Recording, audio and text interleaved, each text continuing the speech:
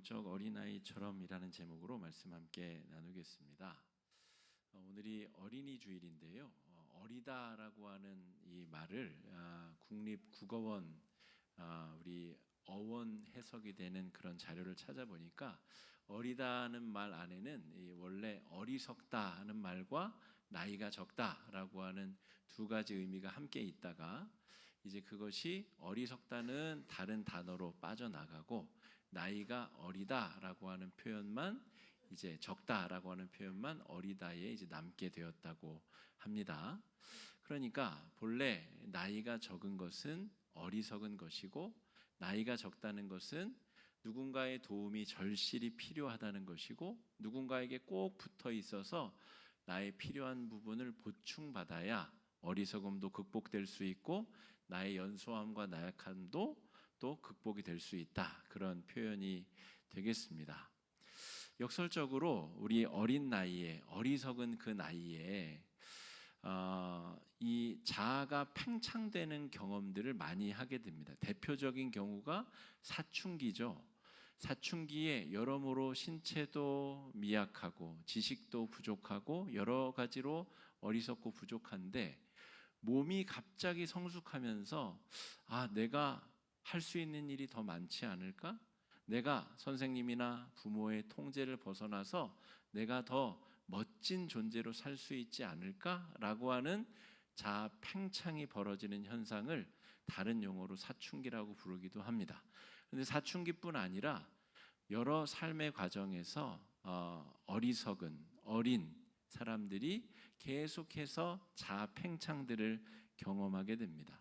나이가 많고 신체가 성숙했다고 해서 다 잘한 것이 아닙니다. 오늘 말씀의 주인공인 베드로가 이 자아 팽창과 자아가 폭삭 사그라드는 것 사이에 왕복 운동을 계속 반복하고 있는 사람인데 이 베드로에게 벌어진 사건을 통해서 어린아이처럼 여전히 미숙하고 부족한 우리의 신앙을 돌이켜보고 성찰해보고 성숙한 신앙의 길로 주님께서 베드로에게 나를 따르라 이렇게 말씀하시는데 그 부르심에 합당하게 나아가는 신앙이 될 수 있도록 또 말씀으로 성찰해보는 시간이 되기를 바랍니다. 베드로는 사실 별 볼 일 없는 어부였습니다. 갈릴리 촌부, 갈릴리 인근에서 낚시를 하고 또 그물질을 하면서 물고기를 잡아 먹고 살던 그런 어부였습니다. 그런데 예수님이 이 베드로와 다른 동료들을 제자들로 부르시면서 베드로의 인생이 확 바뀌게 되었습니다. 그래서 예수님을 쫓아다닌 이 3년의 기간 동안 베드로는 여러 차례 자아가 팽창되는 경험을 하게 됩니다. 본래 자기 것이 아닌데 자기 것인 것처럼 느껴져서 자아가 팽창되는 경험. 아이들이 막 싸우다가 질 것 같으면 뭐라 그러죠? 너 몇 살이야? 그러기도 하고 엄마한테 이를 거야. 선생님한테 이를 거야. 엄마나 선생님이 가지고 있는 그 절대적인 힘을 자기 것으로 착각하는 게 순간적으로 벌어지는 자아 팽창 현상입니다. 베드로에게는 그런 일이 어떻게 벌어졌는가 여러 가지 예가 있는데 세 가지만 살펴보겠습니다. 가이사랴 빌립보라고 하는 도시에서 예수님이 사람들이 나를 뭐라고 하되? 라고 제자들에게 물으셨습니다. 가이사랴 빌립보는 카이사르라고 하는 황제가 신성시되는 그런 도시이고 빌립보라고 하는 분봉왕의 이름이 붙여진 도시입니다. 잘 준비된 계획 도시이고 황제와 왕을 떠받드는 신성시되는 그런 도시였습니다. 사람들이 황제의 신상 앞에 절을 하는 모습을 보면서 예수님이 사람들은 나에게 뭐라고 하되? 라고 물으셨는데 그 중에 베드로가 황소가 뒷걸음질 치다가 개구리 잡듯이 그냥 내뱉은 말이 정답으로 예수님께 인정받게 됩니다. 주님은 살아계신 하나님의 아들이시요 우리를 구원할 구원자가 되십니다. 그 대답이 예수님 들으시기에 너무 기분이 좋으셨던 것 같아요. 물론 그 이후로 또 실수를 하지만 어쨌든 그런 우연히 내뱉은 신앙 고백이 예수님께 인정받으면서 나중에 그가 기도하는 대로 하늘에서 이루어지고 하늘에서 이루는 것이 땅에서도 이루어진다고 하는 놀라운 약속을 베드로가 받는 계기가 벌어지게 됩니다. 그러니까 본래 자기가 가진 것보다 훨씬 더 많은 것을 가진 것처럼 자아 팽창이 그 순간에 이루어지게 되죠.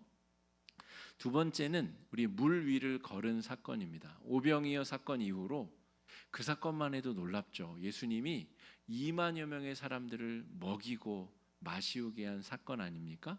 그 사건 이후로 예수님이 밤에 갈릴리 호수를 건너서 오실 때에 베드로가 저도 걷게 해주십시오. 그래서 두세 발짝 정도 물 위를 걸은 적이 있습니다.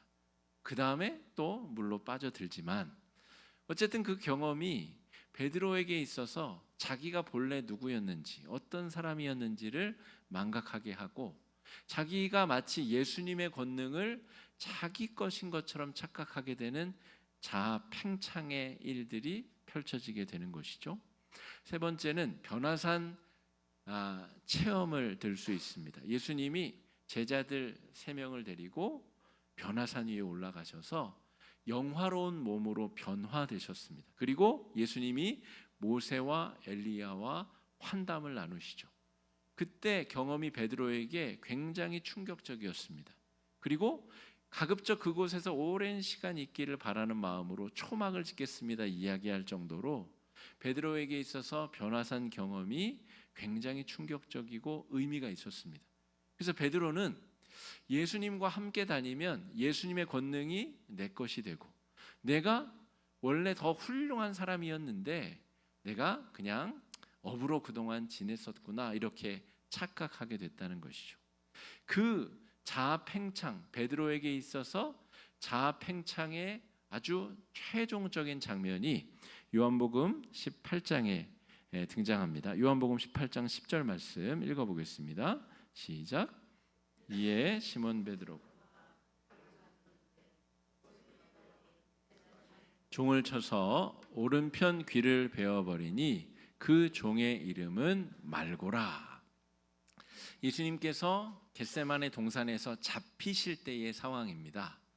그때에 베드로가 칼을 빼서 잡으러 온 이 무리에게 휘둘렀는데 대제사장의 종의 귀를 오른쪽 귀를 떨어뜨렸다는 말이죠.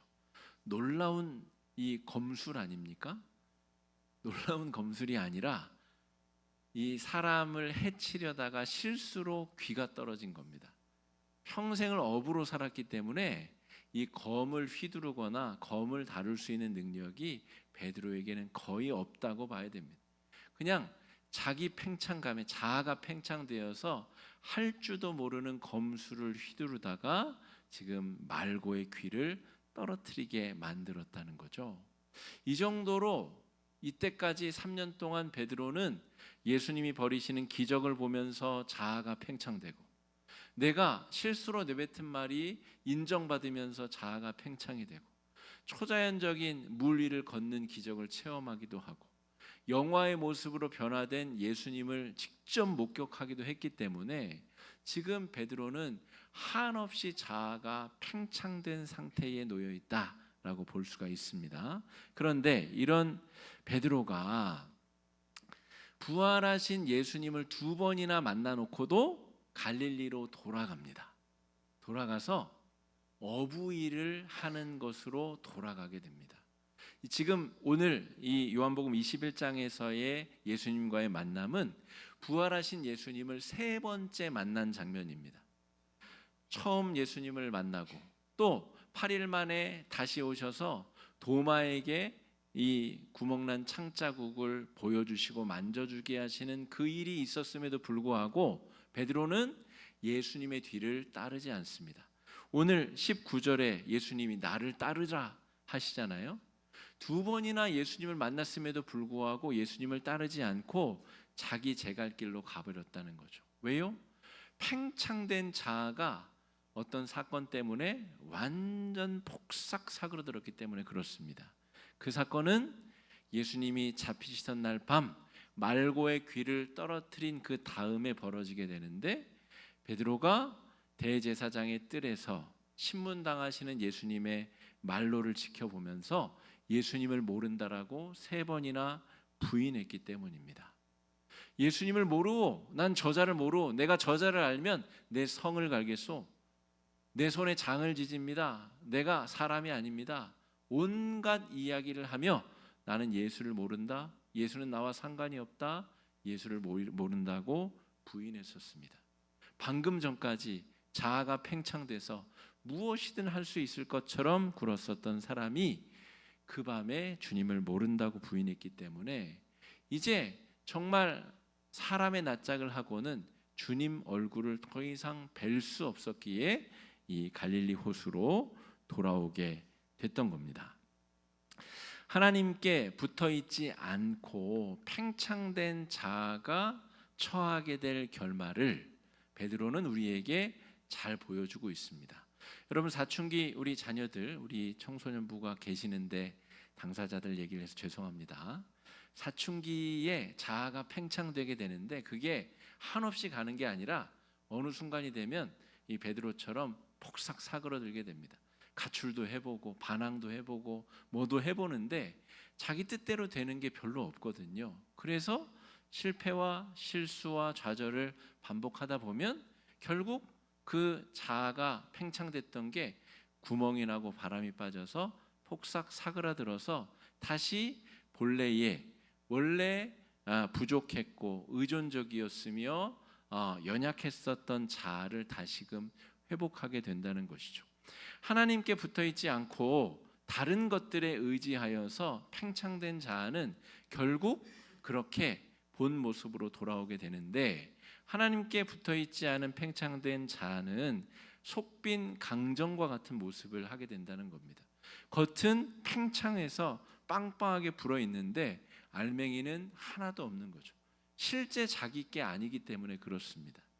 예수님의 기적, 예수님의 변화산의 모습, 그 모든 것을 자기의 것으로 착각한 베드로는 그런 이 완전히 하늘로 올라갔다가 땅바닥으로 떨어지게 되는 경험을 지금 하고 있는 겁니다. 그러한 베드로와 제자들에게 예수님께서 아침 조반을 차려주십니다. 예수님께서 밤새 그물질을 하고 이제 빈 그물로 돌아오는 완전히 어깨가 푹 처진 지금 베드로의 내적인 상황을 그대로 잘 보여주는 모습으로 제자들이 지금 해변으로 돌아오고 있습니다. 그 제자들에게 예수님께서 조반을, 식사를 차려주고 계십니다. 생선을 굽고 빵을 구워서 먹을 것을 제공해주고 계시는 거죠. 9절 말씀 읽어보겠습니다. 시작. 육지에 있더라. 제가 예수님이라면 참 거 잘 꼴 좋다, 잘 됐다 놈아, 나를 모른다고 하더니만 결국 요 와가지고 어부질하더니 밤새 한 마리도 못 잡았냐, 고소하다 요놈아, 이렇게 말씀하셨을 것 같은데 예수님은 밥을 차려주시고 어떤 다른 의도로 이 식사를 준비하신 것 같아요. 왜 그러셨을까? 제가 한번 곰곰이 생각을 해봤더니 이런 의도가 있지 않으신가 싶습니다. 네가 외부로부터 음식물을 공급받지 않으면 이내 목숨을 잃을 연약하고 유한하고 결핍된 존재임을 네가 깨달아라. 네가 기억해야 된다라고 하는 거죠.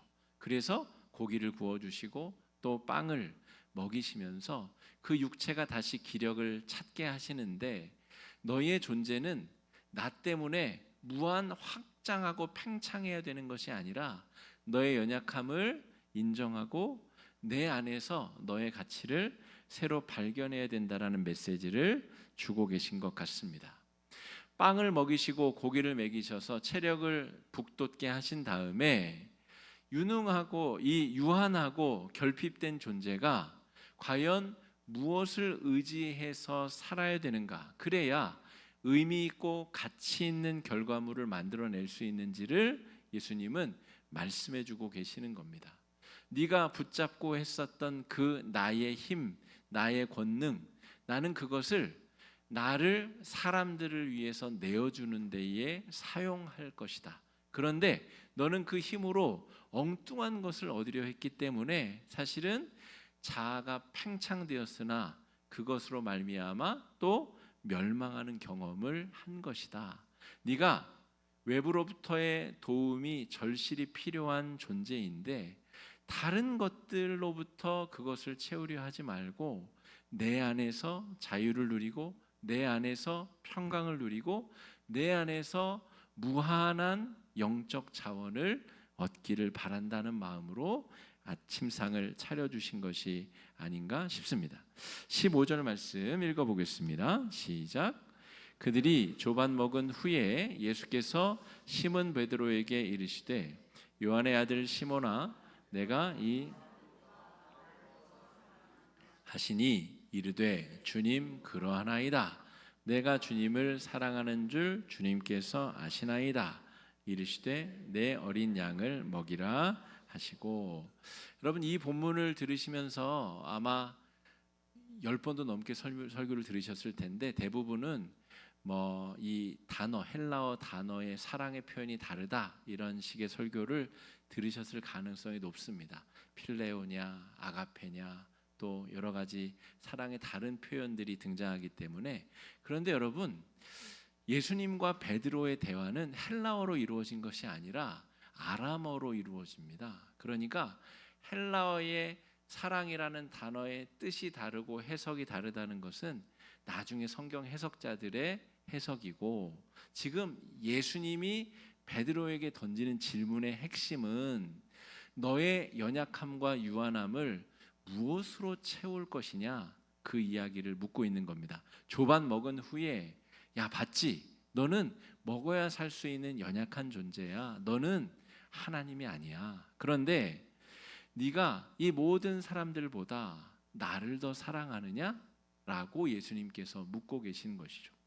네가 존재할 수 있는 영적인 근원, 참으로 네가 의지할 만한 대상은 이 사람들이나 너의 친구들이나 너의 이 어부질이나 그걸 통해서 벌어들이는 재물이나 그걸 통해서 네가 얻게 될 삶의 유익함들이 아니라 네가 참으로 믿고 신뢰하고 의지해야 될 것은 바로 내가 널 위해 피 뿌린 십자가 위이고 내가 널 위해 이제 보낼 성령, 그분을 의지해서 너는 참된 위로와 평강을 얻게 될 거야. 그 말씀을 해주시고 싶으신 겁니다. 그 말을 하기 위해서 조반도 차려주시고 이 베드로의 연약함을 꾸짖거나 징계하기보다는 그를 그 어두움 가운데서 끌어내고 회복시키고 성장시키기 위해서 조반을 차려주셨다라고 하는 것이죠. 유한한 물질보다 가족과 친구들보다 신뢰할 만한 그 어떤 것보다 예수님을 신뢰하는 태도가 중요하다는 거죠. 제가 어제 우리 이기원 선교사님, 캄보디아 이기원 선교사님이 서류 관계된 문제 때문에 저를 만나러 잠시 오셨다가 홀쭉해진 모습을 제가 보고 깜짝 놀랐습니다. 허리 통증 때문에 어쩔 수 없이 살을 빼고 있대요. 그런데 그가 하고 있는 간헐적 단식 내용을 저한테 소개시켜 줬는데 제가 그 전까지는 또 몇 번 시도를 했었다가 어제 새로운 도전을 받아서 제가 간헐적 단식을 오늘부터 시작했습니다, 여러분. 그런데 제가 이 말씀을 왜 드리냐면 하나님이 나를 정말 사랑하시는구나라는 생각을 어제 했거든요. 사람을 통해서 어떤 새로운 도전을 제가 받았지만 제가 그 사람에게 의존되거나 그 사람에게 붙들리는 것이 아니라 하나님이 제가 체중 감량을 하고 싶은데 잘 못하니까 하나님께서 또 다른 또 동료를 보내서 그런 자극도 주시고 결심하게 하시는구나, 그런 생각을 했다는 거죠.